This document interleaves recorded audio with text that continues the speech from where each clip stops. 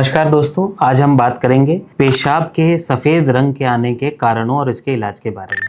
पेशाब सफ़ेद जब आता है मरीज़ को तो जनरली एक तो कभी मरीज़ कंफ्यूज हो जाते हैं कि लाइट येलो या डार्क येलो कलर के पेशाब को ऐसा समझ लेते हैं कि वो सफ़ेद जैसा आ रहा है और वो एकदम अलग चीज़ होती है। उसमें अगर हल्का येलोपन है तो जनरली वो मवाद या इन्फेक्शन की वजह से ऐसा दिखता है। बट मैं उस स्थिति के बारे में बात कर रहा हूँ जब यूरिन एकदम दूध की तरह सफ़ेद दिखता है। यह एक बहुत स्पेसिफिक बीमारी होती है और इसके कारणों और इलाज के बारे में हम बात करेंगे। इसको हम लोग काइल्यूरिया कहते हैं और यह इसलिए होता है क्योंकि यूरिन के रास्ते कहीं ना कहीं से चर्बी आ रही होती है। चर्बी सफ़ेद होती है इसलिए यूरिन भी सफ़ेद दिखता है। इसका मैकेनिज्म क्या है, क्यों ऐसा होता है? यह इसलिए होता है क्योंकि किडनी और किडनी के आसपास की जो लिम्फेटिक नसें हैं, हमारे शरीर का जो लिम्फेटिक सिस्टम है वह हमारे शरीर के अंग से पानी और चर्बी को हटाने का काम करता है। जब यह सिस्टम कहीं से भी बाधित या रुकावट हो जाती है इस सिस्टम में, तब एक्स्ट्रा प्रेशर क्रिएट होता है लिम्फेटिक्स में, पतली पतली लिम्फ की नसों में एक्स्ट्रा प्रेशर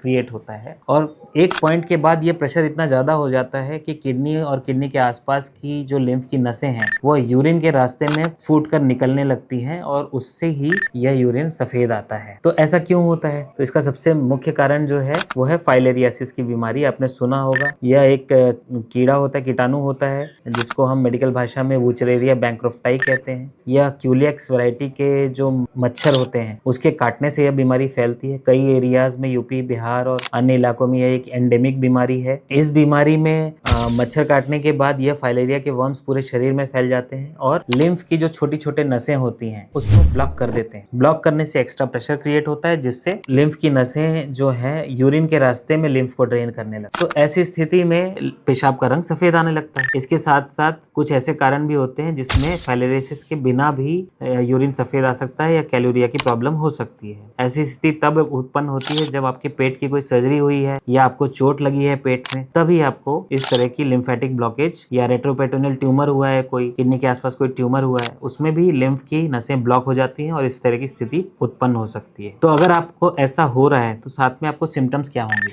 जनरली क्या है, लिम्फ के साथ साथ यूरिन में प्रोटीन भी गिरने लगता है तो आपको वीकनेस हो सकती है, चक्कर आ सकते हैं, पैरों में सूजन हो सकती है ना, फीवर आ सकता है। तो इस तरह यूरिन इन्फेक्शन हो सकते हैं, बार बार यूरिन जाने की समस्या, जलन, इस तरह के प्रॉब्लम हो सकती है। तो इन सिम्टम्स के साथ जब मरीज हमारे पास आते हैं तो सबसे पहले हम यूरिन टेस्ट करके मालूम करते हैं कि चर्बी आ रही है या नहीं आ रही है। जब एक बार डायग्नोस हो जाता है कि यूरिन में चर्बी ही आ रही है तो हम कुछ एडिशनल टेस्ट जैसे कि सोनोग्राफी, सीटी स्कैन इत्यादि करके पता करते हैं कि यह किडनी और किडनी के आसपास की लिम्फेटिक नसों का क्या सिचुएशन है, कैसे हैं, कहाँ पे ब्लॉकेज है, इसका पता लगाते हैं। जब ये पता चल जाता है, पूरी तरह डायग्नोसिस हो जाती है, तो सबसे पहला जो ट्रीटमेंट होता है वो डाइट कंट्रोल होता है। डाइट कंट्रोल में हम पानी ज़्यादा पीने की सलाह देते हैं, रेस्ट करने की सलाह देते हैं। उसके अलावा फैट को अपने डाइट में कम से कम करने की सलाह देते हैं। चर्बी वाली चीज़ों को कम से, स्पेशली सैचुरेटेड फैट को कम से कम लेने की सलाह देते हैं। सैचुरेटेड फैट मतलब कि बटर, घी है ना, डालडा, इस तरह की चीज़ों को कम से कम लेने की सलाह देते हैं। इसके अलावा फैट जो है मीडियम चेन ट्राइग्लिसराइड्स के फॉर्म में लेना चाहिए।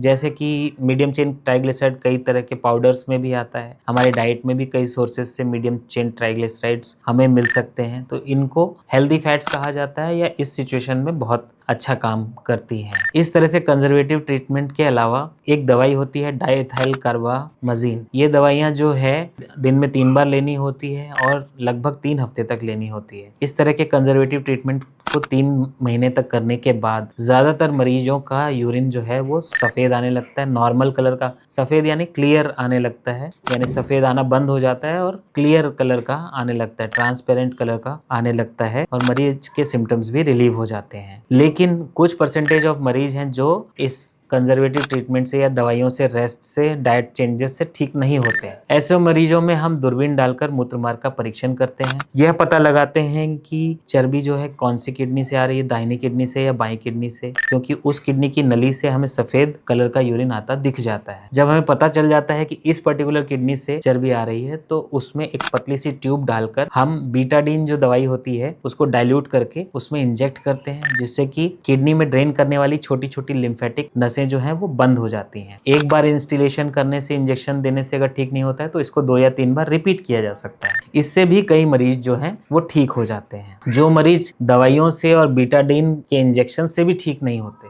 उनमें लेप्रोस्कोपी या दूरबीन विधि से सर्जरी करके पेट में 3-4 छेद बनाकर उस पर्टिकुलर किडनी में ड्रेन करने वाली जितनी भी लिम्फेटिक्स नसें हैं उनको क्लिप लगाकर बांधा जाता है ताकि वो मूत्र मार्ग में ड्रेन करना बंद कर दे। इस प्रकार की सर्जरी 90% से ऊपर के केसेस में सक्सेसफुल होती है और मरीज 1 या 2 दिन में ही हॉस्पिटल से डिस्चार्ज हो जाता है। कहने का मतलब है कि काइल यूरिया या यूरिन के सफेद आने के कई प्रकार के ट्रीटमेंट्स हैं और ज्यादातर ट्रीटमेंट सक्सेसफुल हैं। आपको इससे घबराना नहीं चाहिए, अपने यूरोलॉजिस्ट से मिलना चाहिए और जल्दी से जल्दी इसका सक्सेसफुल इलाज करवाना चाहिए। इस वीडियो में इतना ही। धन्यवाद।